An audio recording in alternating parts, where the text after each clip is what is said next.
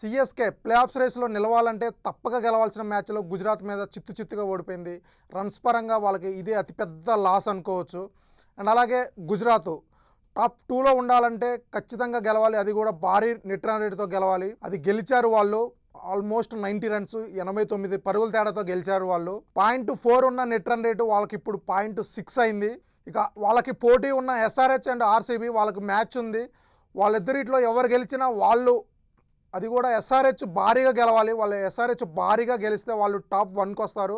లేదంటే RCB top 1లో ఉంటుంది. వాళ్ళిద్దరిట్లో ఎవరు గెలిచినా గుజరాత్ అయితే టాప్ 1లో కానీ టాప్ 2లో కానీ ఉంటుంది. ఆ రేంజ్లో వాళ్ళు గెలిచారు. ఇక మ్యాచ్ విషయానికి వస్తే సాయి సుదర్శన్ అండ్ గిల్ ఇద్దరు సూపర్గా ఆడుతున్నారు ఈ సీజన్. ఇద్దరు ఎప్పటికీ 600+ రన్స్ కొట్టారు. ఆరెంజ్ క్యాప్ రేస్లో వాళ్ళే టాప్ 2లో ఉన్నారు. అంత సూపర్గా ఆడుతున్నారు. వాళ్ళిద్దరూ ఈ మ్యాచ్లో కూడా 100+ పార్ట్నర్షిప్ ఇచ్చారు. ఫస్ట్ వికెట్కి 125 రన్స్ కొట్టారు. ఇప్పటి వరకు ఐపీఎల్లో ఎక్కువ 100+ పార్ట్నర్షిప్ రికార్డు ఉన్నది Virat Kohli and AB de Villiers మీద. వాళ్ళు ఐపీఎల్ హిస్టరీలో 10 సార్లు 100+ పార్ట్నర్షిప్ ఇచ్చారు. ఈ మ్యాచ్ తో సాయి సుదర్శన్ అండ్ గిల్ కూడా 100+ పార్ట్నర్షిప్ 10 సార్లు కొట్టారు. Virat Kohli and AB de Villiers record Sai Sudarshan and Gill equal చేశారు.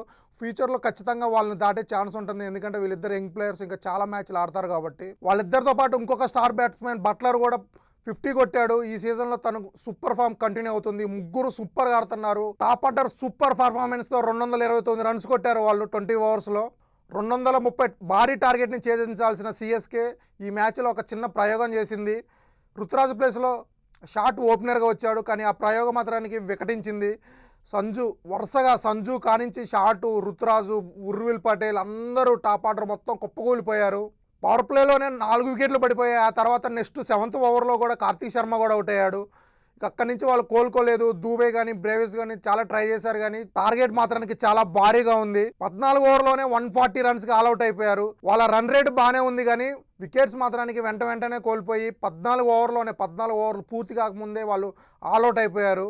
ఇక అటు గుజరాత్ బౌలింగ్ చూసుకుంటే సిరాజ్, రబాడా అండ్ రషీద్ ఖాన్ ముగ్గురు 3 వికెట్లు తీశారు. ముఖ్యంగా సిరాజ్ టాప్ ఆర్డర్ మొత్తం తానే అవుట్ చేశాడు. సంజుని, రుతురాజ్ని అండ్ ఉర్విల్ పటేల్ని టాప్ 4లో టాప్ 3 వికెట్స్ తనే తీశాడు. అక్కడి నుంచి వాళ్ళు కోలుకోలేదు. అండ్ అలాగే రబాడా అవ్వచ్చు, రషీద్ ఖాన్ వాళ్ళు కూడా చెరొక 3 వికెట్లు తీశారు.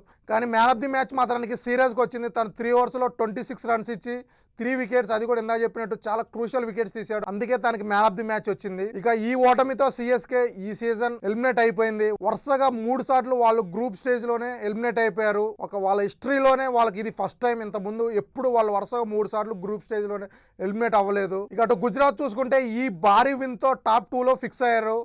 వస్తే సన్ రైజ్ హైదరాబాద్ టాప్ 1కి వస్తుంది, లేదంటే ఆర్సీబీ టాప్ 1కి వస్తుంది. కానీ గుజరాత్ అయితే టాప్ 2లోనే ఉంటుంది. చూడాలి మరి ఏం జరుగుతుందో.